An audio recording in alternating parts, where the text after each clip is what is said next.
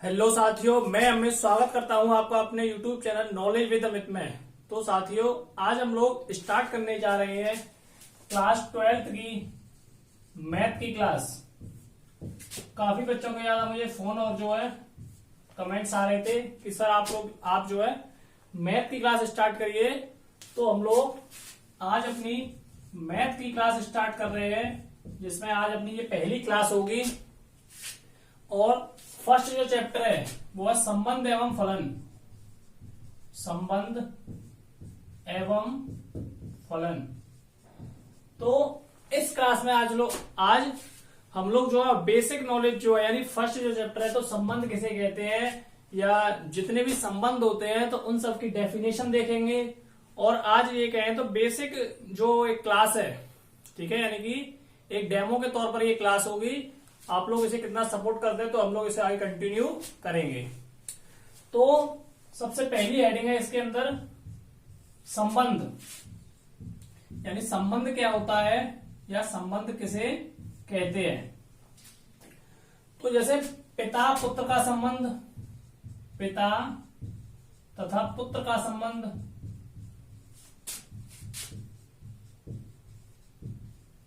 और माता तथा पुत्री का संबंध, तो ये सब क्या है, संबंध है। ठीक है। रोहन सचिन का पिता है। रोहन सचिन का पिता है। तो ये सब क्या है, ये सब संबंध है। यहाँ पिता पुत्र का है, यहाँ माता पुत्री का है, यहाँ पिता पुत्र का है। और जैसे देखे जाए तो जैसे ये ए बी एक्स वाई के समांतर है, तो ये किस प्रकार का संबंध है। तो यहाँ पे जो तीनों थे ये दोनों तो थे पिता पुत्र के, और ये था माता पुत्री का। और ए बी और एक्स वाई के समांतर है, तो ये किस प्रकार का संबंध है, तो ये समांतर संबंध है। अब जैसे ये है कि पी क्यू से बड़ा है, तो यहां कैसा संबंध है, तो यहां बड़े छोटे का संबंध है। तो संबंधों के बारे में आपको जो है एक एग्जांपल के द्वारा और समझा देता हूं कि संबंध जो किस प्रकार का और होता है। ठीक है। तो जैसे क्वेश्चन में आया कि ये हमारे पास दो समुच्चय दे रखे हैं, एक ए और एक दे रखा है बी। तो ए की जो वैल्यू है वो 1 2 3, और जो बी की है वो दे रखी है 4 5 6। 4 5 6। तो इन दोनों का जो रिलेशन दे रखा है, इन दोनों का रिलेशन दे रखा है R = 8SB, और B का जो संबंध है B के बराबर दे रखा है A+4, और यहां दे रखा है A समुच्चय, यानी A का A से संबंध और B का B से संबंध। ठीक है। तो ये संबंध हमें जो है R का जो हमें संबंध जो है निकालना है, यानी R का किस प्रकार से संबंध है। तो देखिए यहां दे रखा है B = A+4, यानी B की जो वैल्यू दे रखी है वो कितनी दे रखी है, A+4। आप लोग पहले ध्यान से सुने, अगर आप यहां समझ गए तो जो एक्सरसाइज है उस एक्सरसाइज के अंदर आपको बिल्कुल भी परेशानी नहीं होगी। तो यहां आपको बिल्कुल शांत मन से, बिल्कुल एकांत मन से समझना है कि किस प्रकार सर कर रहे हैं, तो आपको उसी प्रकार से आगे करना है। तो देखिए यहां दे रखा है B = A+4, तो हमारी A बराबर जो वैल्यू है, जैसे A बराबर है 1, ठीक है, तो A की जगह हमने अगर 1 रखा तो यहाँ A की वैल्यू कितनी, यानी A बराबर तो हो गया 1, तो B की वैल्यू कितनी हो गई। देखिए A बराबर कितना दे रखा है, सबसे पहले दे रखा है 1, और B बराबर यहाँ है B की जो वैल्यू वो दे रखी है A+4। ठीक है। तो A की वैल्यू कितनी है 1, और 1 में हमने 4 जोड़ दिए, तो A की वैल्यू कितनी हो गई 5। आई ना बात समझ में। B बराबर हमारे पास ये दे रखा है, तो B = A+4 है, तो a बराबर दे रखा है 1 और b की जो वैल्यू निकालेंगे वो जोड़ेंगे a+4, तो a की वैल्यू 1 है और 1 में 4 जोड़ दिए तो हो गए 5। ऐसे ही दूसरे के लिए करेंगे तो a बराबर दे रखा है 2 और यहां b बराबर कितना हो जाएगा 2 और 4 6, ठीक है ना। यानी a की वैल्यू 2 और b की वैल्यू दे रखी है 4, तो 4 और 2 6, ठीक है। अब हम लोग अगर आगे करते हैं, आगे दे रखा है 3, a बराबर दे रखा है 3 और b बराबर दे रखा है 4, तो 4 और 3, तो b की वैल्यू जो हो जाएगी वो हो जाएगी 7। तो अब हम लोग अब यहां इसका जो संबंध निकल रहा है, इसका जो संबंध निकल रहा है वो कितना निकल रहा है, a का संबंध निकला 1 और 5, ठीक है, 1 और 5। दूसरे का निकला 2 और 6, 2 6। तीसरे का निकला है 3 और 7। यहां तक आप लोगों को कोई बात, यहां तक कोई दिक्कत? तो यहां तक मैं नहीं समझता हूं कि आपको कोई दिक्कत आई होगी। तो और अब यहां हमें r की वैल्यू निकालनी है, यानी कि r का हमें संबंध निकालना है, r का a और बीच के संबंध। तो देखिए यहाँ 1 और 5 है कहीं, तो 1 ये रहा 5 ये रहा, तो ये संबंध है। दूसरा कह रहा है 2 और 6 का, तो 2 ये रहा और 6 ये रहा, तो ये भी संबंध है। तीसरा दे रखा है 3 7, 3 तो यहाँ है 7 इसमें नहीं है, तो ये वाला संबंध नहीं होगा। तो इस प्रकार से r का जो संबंध निकला वो कितना निकला, 1 5 और 2 6। तो इस प्रकार से ये जो संबंध r का निकला, तो इस प्रकार से अपना संबंध हम लोग निकालेंगे। तो यहां तक आपको कोई परेशानी नहीं हुई होगी। तो यहां पे अपनी जो फर्स्ट हेडिंग थी वो थी संबंध, तो संबंध को इस प्रकार हम लोग परिभाषित करेंगे। अब हम लोग देखते हैं अपनी नेक्स्ट हेडिंग वो है प्रतिलोम संबंध। तो पहले इसको साफ करता हूं। प्रतिलोम संबंध, देखिए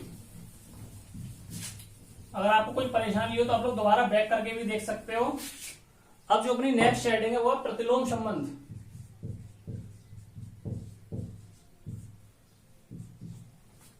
तो प्रतिलोम संबंध की जो पहले डेफिनेशन क्या होती है सुनिए।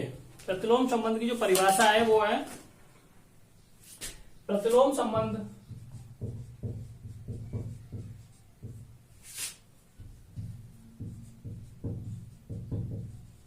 वह संबंध है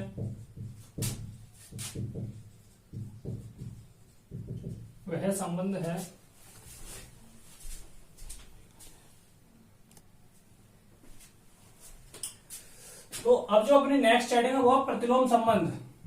तो प्रतिलोम संबंध क्या होता है देखिए। तो सबसे पहले आप लोग डेफिनेशन को पढ़िए एक बार।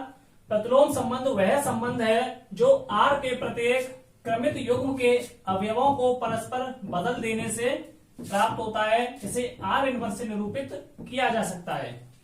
तो यानी कि प्रतिलोम का मतलब क्या होता है, प्रतिलोम का जो अर्थ होता है वो होता है उल्टा, ठीक है। यानी कि प्रतिलोम का अर्थ होता है किसी संख्या को उल्टा कर देना। तो जैसे यहां r की वैल्यू दे रखी है, r की जो वैल्यू दे रखी है r की जो वैल्यू दे रखी है, जैसे एग्जांपल के तौर पे देखिए आप लोग, r की वैल्यू दे रखी है 1 3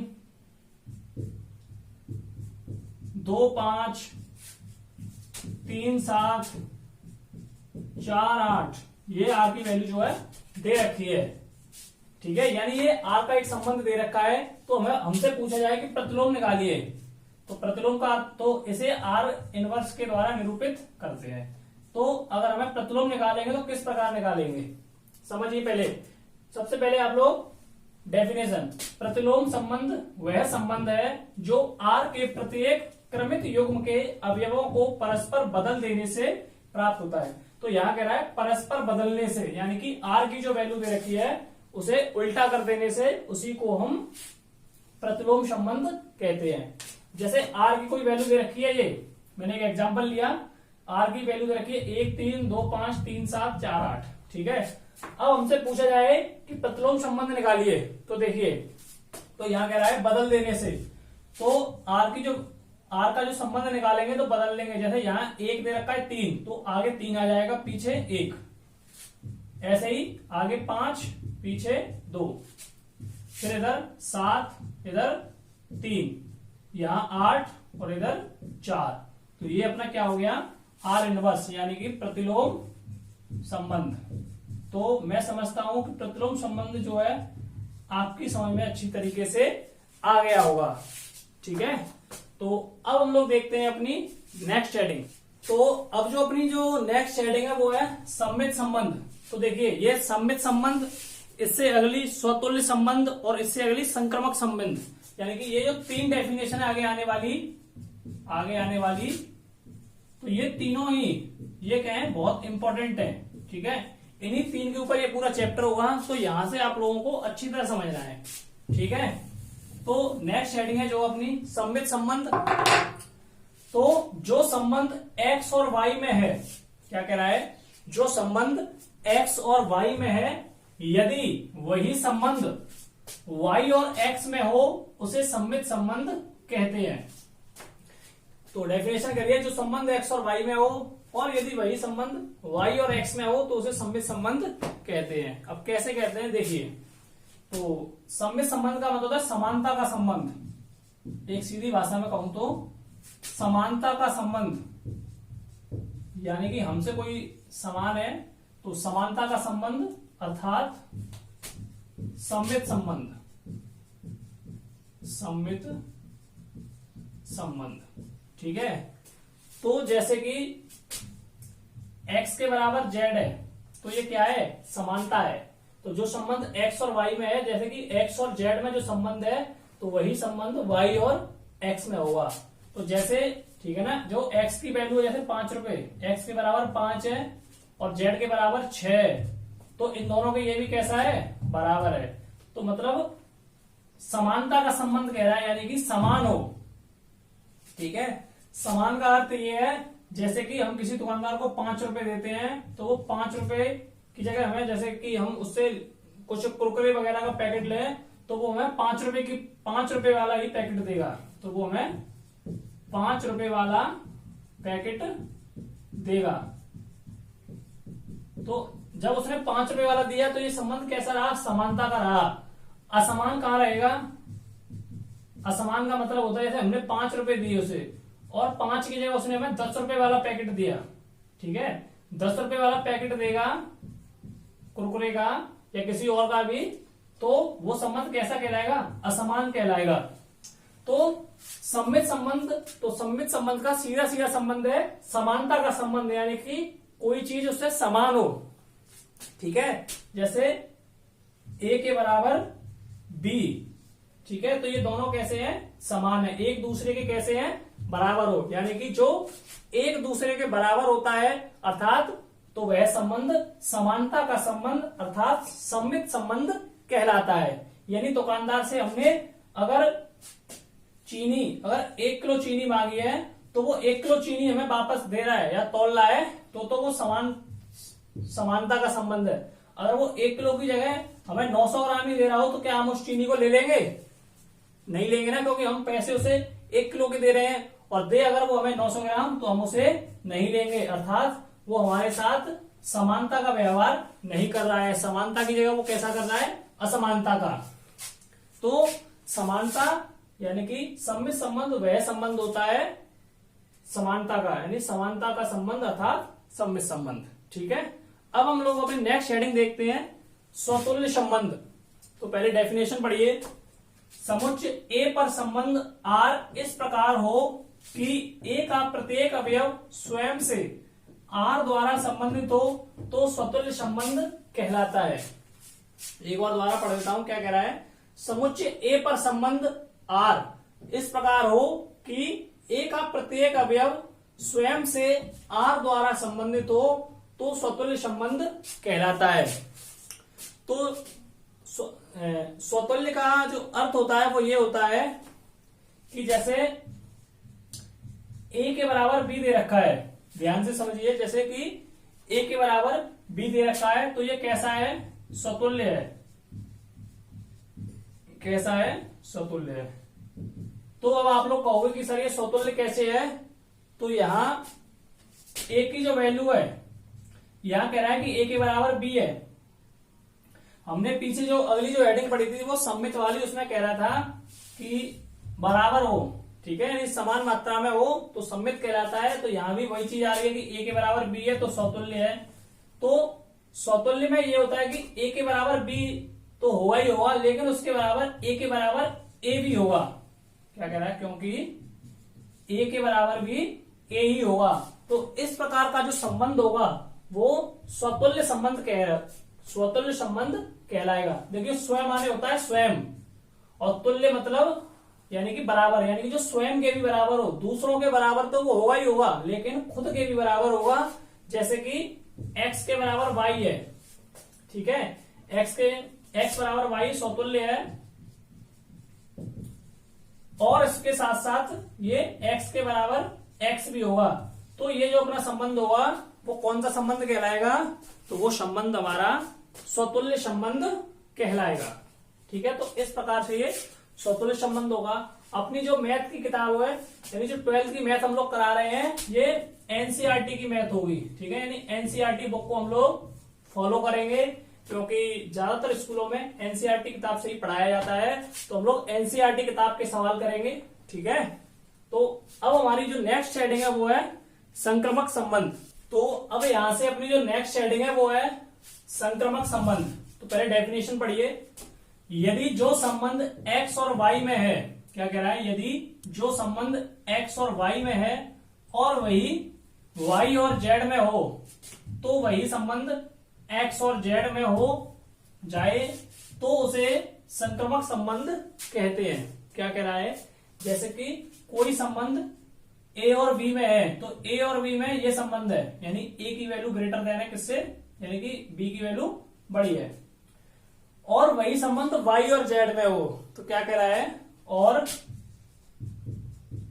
वही संबंध y और z में, यानी कि b और z में वही संबंध हो, तो वही संबंध जो है, तो वही संबंध किसमें कहलाएगा, x और z में, यानी x की जगह अपना a हो जाएगा और a की जगह कितना हो जाएगा, z की जगह a b, यहां हम लोग लेंगे c और यहां हो जाएगा c।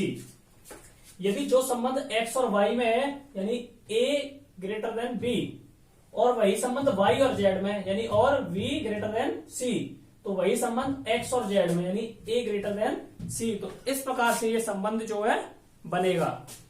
अब इतना ना मान के हम लोग चाहें तो इसको इतना भी कह सकते हैं कि a is equal to B और b is equal to C, तो जो संबंध बनेगा a is equal to C. तो इस प्रकार से भी हम इसको इतना कह सकते हैं, और चाहे तो इसको इतना भी ले सकते हैं कि a is equal to B और b is equal to C. तो इस प्रकार का जो संबंध होता है वो संबंध अपना संक्रमक संबंध कहलाता है। एक बार दोबारा पढ़ लीजिए।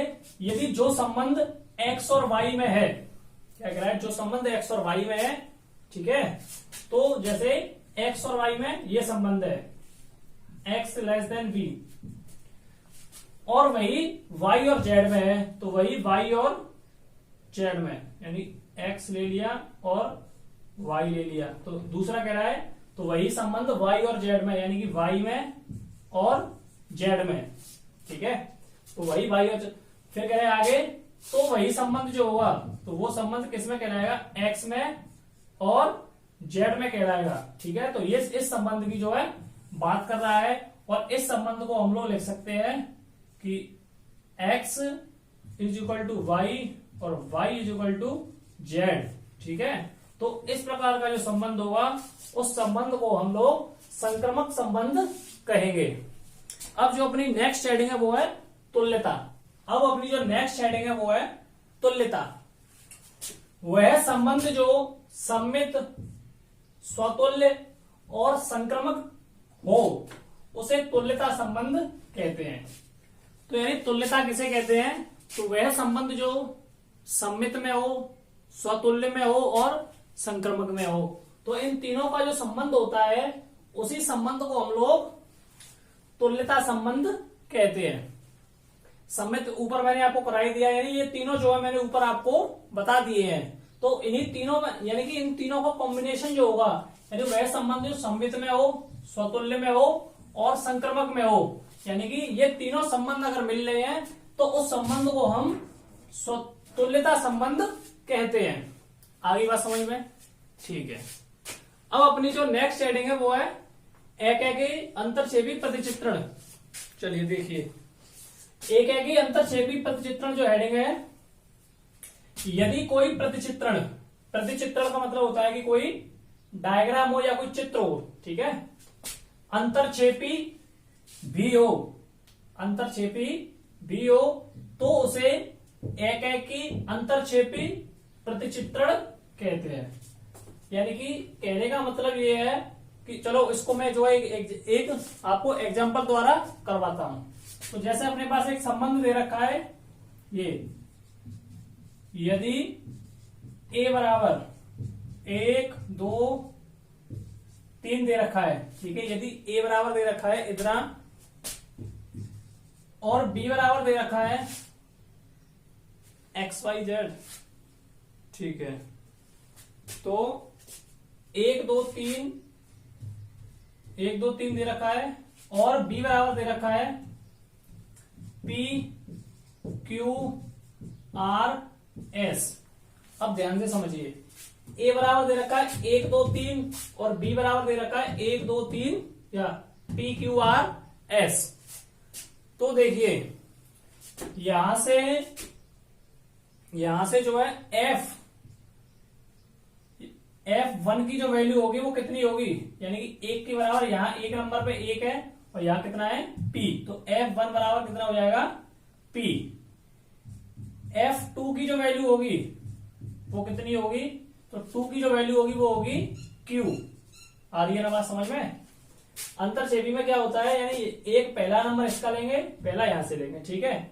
F1 बराबर दे रखा है P, 2 बराबर Q और F3 बराबर दे रखा है कितना R। और जो भी चीज अगर नहीं दी हो तो उसे हम खाली छोड़ देते हैं, तो यही होता है अंतरछेदी, यानी कि जो बच जाता है उसे छोड़ दो। अब चित्र की बात कर रहा है कि चित्र के द्वारा भी बताइए, तो प्रतिचित्रण यानी इसका हम चित्र कैसे बनाएंगे। तो चित्र के लिए चलो छोटा सा चित्र बना के दिखा देता हूं, बोर्ड पे आएगा कि नहीं आएगा। देखिए, तो यहां तो हो गया हमारा कितना A, ये हो गया हमारा B, ठीक है। A की वैल्यू दे रखी है 1 2 3, 1 2 3। B की वैल्यू दे रखी है PQRS, ठीक है। A बराबर दे रखा है इतना, B बराबर दे रखा है इतना। तो एकेकी अंतरछेदी में क्या होता है देखिए, अब इससे मिलान कर देते हैं। A के बराबर P दे रखा है, 2 के बराबर Q दे रखा है और 3 के बराबर R दे रखा है। तो और जो बच जाता है यानी कि इसके बराबर कोई संबंध है नहीं है, तो इसी को हम एकेकी अंतरछेदी चित्रण कहते हैं। तो अब जो लास्ट हेडिंग है वो अपनी एकेकी आच्छादक प्रतिचित्रण। तो यहां कह रहा है यदि कोई प्रतिचित्रण आच्छादक भी हो, यानी कि आच्छादक भी हो और एकेकी भी हो, तो उसे एकेकी आच्छादक प्रतिचित्रण कहते हैं। समझिए, तो यहां कह रहा है यदि कोई प्रतिचित्रण, यानी कि कोई प्रतिचित्रण कैसा हो, आच्छादक हो और एकेकी भी हो, यानी कि ये दोनों चीजें हो, तो हम उसे क्या कहते हैं, एकेकी आच्छादक प्रतिचित्रण कहते हैं। तो इस प्रकार से यानी पहली जो हमारी क्लास है वो यही समाप्त होती है। यानी कि जो फर्स्ट चैप्टर से रिलेटेड जो भी जो हेडिंग थी या डेफिनेशन थी वो मैंने आज आपको करा दी है। अब अपनी जो नेक्स्ट जो वीडियो आएगी उसके अंदर हम लोग जो पहली जो एक्सरसाइज है 1.1 उसे जो है सॉल्व कराएंगे। सारे सवाल मैं जो है बोर्ड पे कराऊंगा, तो बस आप लोगों को वीडियो देखनी है और अपने दोस्तों के साथ शेयर करनी है।